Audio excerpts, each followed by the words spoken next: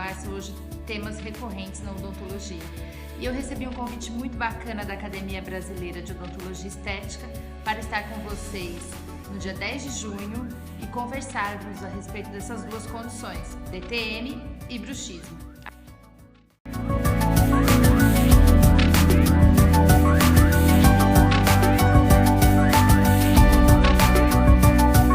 Afinal de contas, como é que é feito o diagnóstico de bruxismo e de DTM hoje?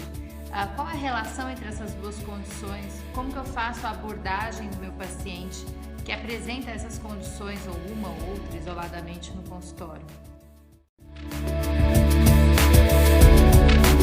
Será que a toxina botulínica deve ser usada em todos os pacientes?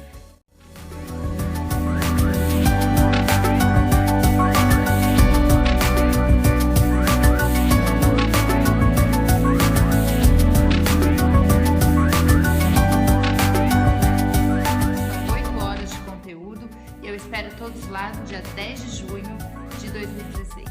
Tá? Um abraço!